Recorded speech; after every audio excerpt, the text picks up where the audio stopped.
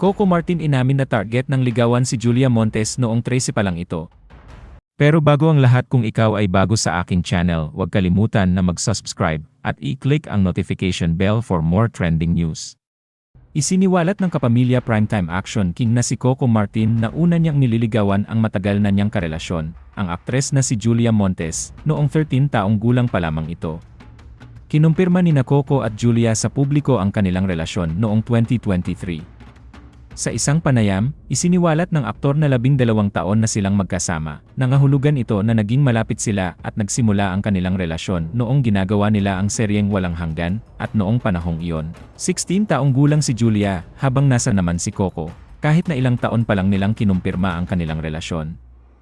Mas matagal pa roon ang mga chismis tungkol sa tunay na relasyon nila. Sa isang kamakailang panayam, isiniwalat ni Coco Martin ang dahilan kung bakit ang pagmamahal nila ni Julia Montes ay tatay at nanay.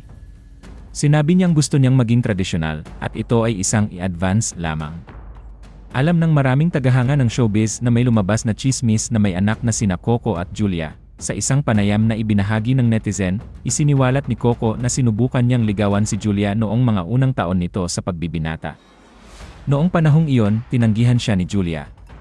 Pagkalipas ng ilang panahon, nagkasama sila sa seryeng Walang Hanggan, at dahil tinanggihan na siya noon, sinubukan niyang umakto na parang masungit kay Julia.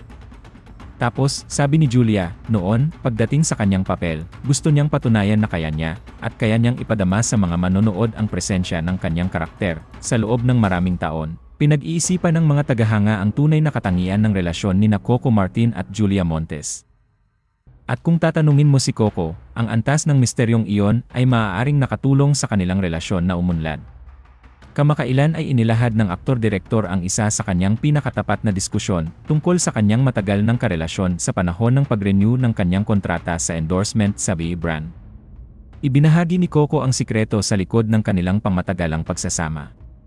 Sa isang viral video, sinabi ng aktor na hindi porket lalaki siya ay siya na ang masusunod sa bahay. Marami rin daw silang maliliit na issues na pinag-aawayan sa bahay, pero syempre, naayos din naman agad, siya, Julia, ang reyna ng aming tahanan, anya.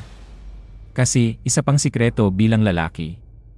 Lalo na ako kasi laking kali ako, Tapos syempre, sanay na sanay akong makipagsapalaran sa araw-araw ng buhay. Dagdag niya, natuto ako, sa haba ng relationship namin, kaya ko sinasabing siya ang reyna ng aming tahanan bukod sa kusina, kasi natuto akong mag-adjust.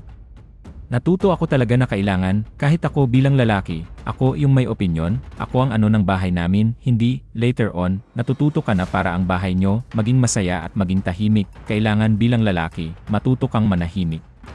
Patuloy ng aktor, manahimik, mag-adjust at umunawa.